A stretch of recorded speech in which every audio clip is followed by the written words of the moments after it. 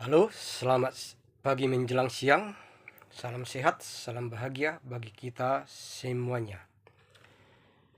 Di sini saya akan menuturkan sejarah perkembangan bangsa-bangsa, sejarah dunia, sejarah suku-suku di Indonesia. Bahwa Jawa, Batak, Melayu, dan hampir semua suku di Indonesia dan bisa dibilang semua adalah bersaudara. Di mana kita urut dari Abraham sampai ke Nuh yang selamat dari Erba, di mana Nuh mempunyai 3 anak laki-laki beserta menantunya yang selamat dari Erba. Yang satu lah itu nenek moyang kita yang pergi ke Asia, satu ke benua Amerika, satu ke benua Eropa. Di mana keturunannya yang ke Asia ya kita lah semua seperti Cina, Myanmar, Kamboja, badannya agak kecil, putih. Nah, maka bisa kita prediksi nenek moyang kita dulu adalah yang di Asia perkawinan antara ayahnya Cina dan ibunya India. Maka lahirlah kita semuanya mata agak cipit seperti Cina, kulit kayak kulit sawo matang, gak terlalu putih, kayak sedang lah gitu, kayak orang India. Dimana sebelumnya terjadi perkawinan silang antara keturunan nenek moyang kita dulu saat sebelum berpencar si Sem Siam si Japet, maka lahirlah keturunan silang seperti India, Afrika dan yang lainnya, sehingga beda-beda kulit, rambut dan semuanya. Dimana setelah bisa kita prediksi atau kita perkirakan seperti Cina dulu adalah ayahnya, dilihatnya orang India ini wanita cantik manis, apalagi seperti kita lihat sekarang bergoyang gitu, menari kayak nehi gitu, jadi terpikatlah dia, terpesona atau terjatuh cinta, jadi menikahlah ayahnya Cina, ibunya India. Lahirlah anaknya yang dinamakan dulu kayak orang Jawa seperti Japa, belum itu dulu namanya orang Batak, tapi belum Batak dulu, namanya masih Patta, Toraja, Melayu, belum ada dulu Melayu, masih alas apa Gayo gitu. Toraja, Nias, Ambon dan hampir semua di Indonesia, hampir semua. Mereka tinggal di Hindia belakang dan anaknya banyak.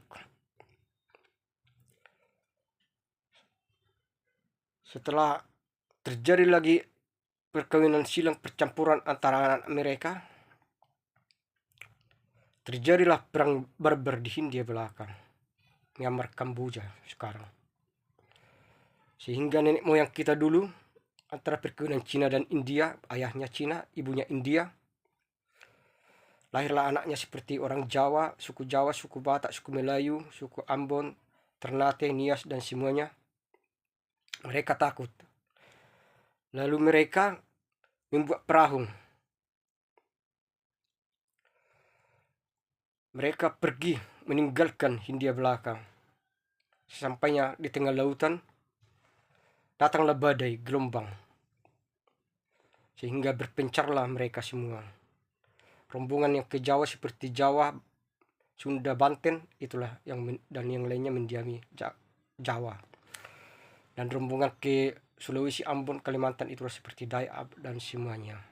Dan rombongan yang ke Sumatera itulah Patta anaknya, yang terdiri dari situlah Gayo Alas. Dan belum Batak dulu namanya, masih Patta. Sampailah di Barus. Setelah sampai di Barus, mereka mengelola kapur barus, rempah-rempah dan wangian semuanya. Maka datanglah dari Persia, Mesir, dan Rum untuk mencari bahan rempah-rempah dan baru kapur barus dulu dari Eropa, benua Eropa. Maka berkembang pesatlah barus dulu. Dimana setelah sampai nenek moyang kita dulu, yaitu Patta, belum Batak dulu namanya, itulah Patta itu tergabung Gayo, Alas, Toba, Simalungun, Karo, Mandailing, Pakpak.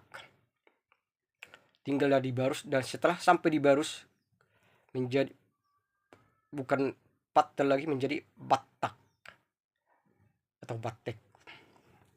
Masih ada peninggalannya sampai sekarang, Batak, benteng Batak gitu, Batak gitu. Dan setelah itu Gayo, rombongan Patta ini, Batak ini, Gayo, Alas, karena pergilah ke pedalaman pesisir. Dan sedangkan orang Aceh dulu belum ada. Yang ada adalah Tamil. Sampailah di Aceh sana, di mana mereka dan bermukim dan berdiam di sana. Setelah Batak ini di Barus, datangnya orang-orang Persia, orang-orang Eropa dulu sudah mengenal tulisan, maka Batak atau Batak ini dulu dibuatlah aksara mereka seperti aksara Batak untuk memudahkan mereka mengirim pesan atau berkomunikasi. Makanya aksara Batak yang namanya itu Karo, Toba, Mandailing, Angkola, Pakpak hampir sama karena mereka buat bersama. Begitu juga bahasa, dialeknya, adatnya, itu dari Natulu hampir sama. Mereka sama-sama karena mungkin mereka dulu satu nenek moyang dulu dari Hindia belakang. Antara keturunan Cina dan Tamil, itulah Patah Batak, Gayo, Alas.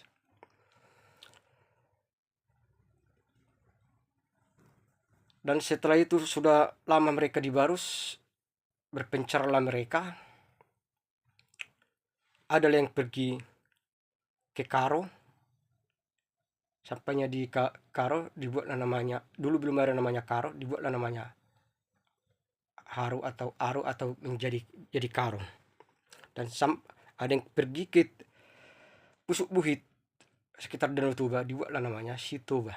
Dan ada yang pergi ke daerah Simalungun karena dia merasa rindu atau sedih atau melungun gitu, merindukan, jadi dibuatlah namanya Simalungun. Ada yang pergi ke Pakpak Dairi, jadi buatlah namanya Pakpak Dairi. Dan itu semua adalah rombongan dari Patah atau Batak, Patek. Dan mereka mungkin bisa diprediksi satu nenek moyang dulu atau satu ayah, satu ibu. Hasil perkawinan Cina dan India, di mana matanya agak-agak cipit, kulitnya sawo matang, itulah hasil perkawinan silang. Kira-kira seperti itulah diprediksi dulu. Maka kita lahirlah semua Batak. Setelah Gayo, Alas pergi merantau ke arah pesisir Aceh, jumpalah orang sama orang Tamil sana. Masuknya agama-agama mempengaruhi kebudayaan adat istiadat, sehingga sejarah Batak yang alami itu dengan masuknya agama masing-masing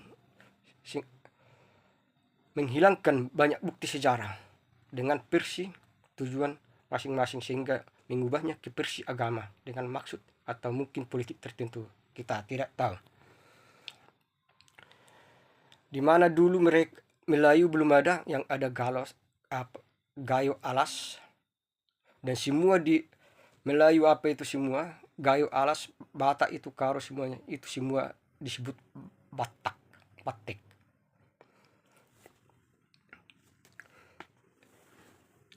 Itu dicatat Ptolemaeus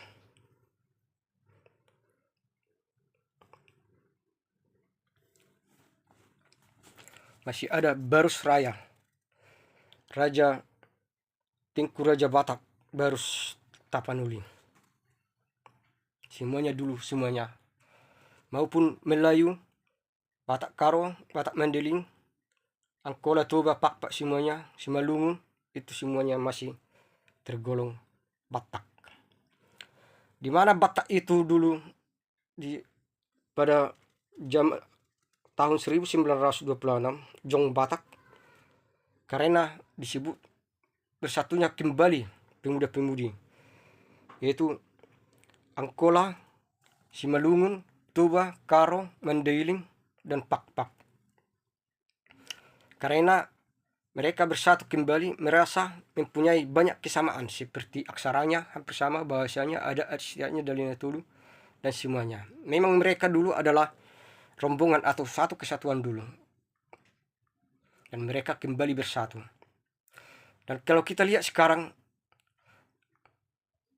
banyak hampir terjadi perpecahan. Di mana dulu pun terjadi perpecahan, masuknya Belanda